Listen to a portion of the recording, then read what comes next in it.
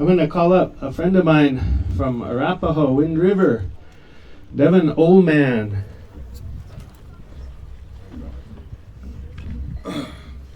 Aha, habadosa niteina, I said not knock it. Nyalthana asked Devin Oldman. Neath the chathi hantana, Naha Ithena, Naha Hanacha, Naha Thohunan. Naso hantana, Naha Hutina, Hatina, Natina, Nuhu beat the Awu, Naha beat the Awich, be itch ota, Hinona Nina Ati, and Anina, Hinona A Nina, Bachatatina, Hatenabeti. Hello, my relations, all my relations. My name is Walks Out of Water. My given name at birth is Devin Oldman, and I come from the people, otherwise called by the federal government the Northern Arapaho, out of Wyoming from the Wind River Indian Reservation. It's an honor to be here to speak to you all regarding our way of life, not just the way of life of the First Nations people, but your way of life as well, because we all share this great scenery and this great landscape, and we're all forced to interact with it in the inquisition of human rights in a capitalistic, imperialistic society. So, the history of the Hithenon, the one who brings the thunder, is the same as the history as the Hinanae, the people, right? See, our people, we had words to describe things prior to westward expansion and the creation of the railroad industry and the agricultural industry and the public utilities commissions and your Department of Highway Transportations. There was a way of life that was here prior to all these things happening, in which a man and a man and a woman could come together under the sacred tree of life in inquisitions of commerce exchange. And that was it. In 2024, we as human beings are devolving outside of ourselves in the sense of spiritual gratification, in a sense of spiritual resonance. This is what all the religions in the world teach you, the Catholics, the Christians, the Protestants, Muslims, the Islam, the Buddhists. If you take a look at all these beliefs, even ours as people, right? Outside that action of sacrifice and suffrage and the giving of one's time for the benefit of all, right? For that sacred hatina, that sacred circle of life. There's one thing that we all teach in common, that we complicate very well, and that's to be a good relative. That's it. To be a good relative, to be of service to others, right? You look at all the ancient cultures in the world, from Europe to Africa to Australia, down to the Pacific Islands, and even to the heart of this place that we are today, called Batana Bitao, the Turtles' Land, right? That was the practice.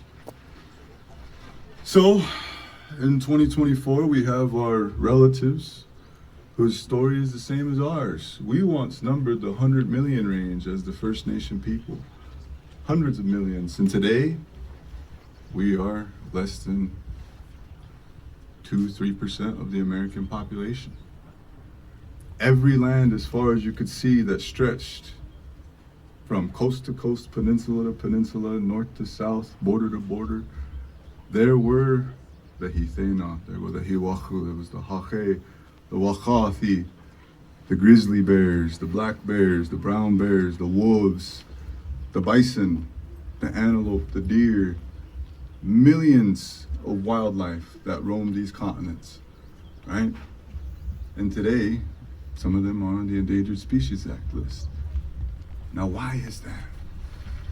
Why has land become so restricted from us and taken from your basic right to your constitutional origins as an American citizen, right? For your life, liberty, and pursuit of happiness. You have to look at the forms of control that have been implemented on us as human beings. You as the media are the most powerful tool that we have as human beings.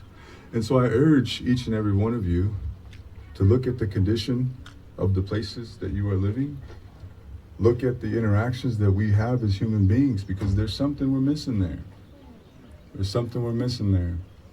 And it's just as simple as sitting underneath the tree, listening to the birds, watching the bees get the honey, and paying attention to these wild animals while they're in their natural habitat, right? So, my message for you all today, and the best way that I could give it, is to be good relatives. Learn who you are, learn where you come from, learn your family's stories, because each and every one of you come from somewhere.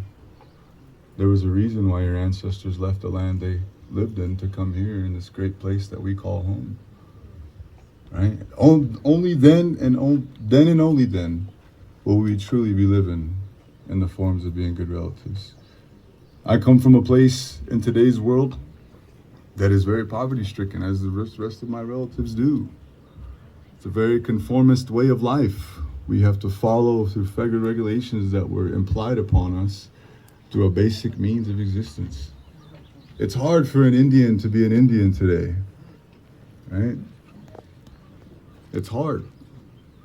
We are forced to interact with a system that is foreign to us. We are relatively new to the understandings of monetary value, the worthless things that we call money, frog skins, right? Habitude, greed, rules every man and every woman's heart. So we have to look at the bigger picture. When I served for the tribe, my tribe, for 7 years as a tribal historic preservation officer, I went to many rooms, I went to many places, I accomplished many things, I'm not going to brag about here. But one thing I noticed when I went near and far, and I went to reservations across the U.S., the richest, the poorest, there's one thing in common that we all share as human beings, no matter where you come from, and that's a lack of a connection to spirit. So, with that, connect with nature.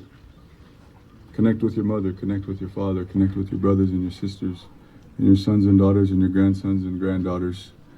And always resist. Honor the spirit. And with that, I'd like to thank the Buffalo Field Campaign, all my relatives, my Nacha over there, overlooking horse, Plamia Yellow way. And I say, be a good relative. Bye. Aho.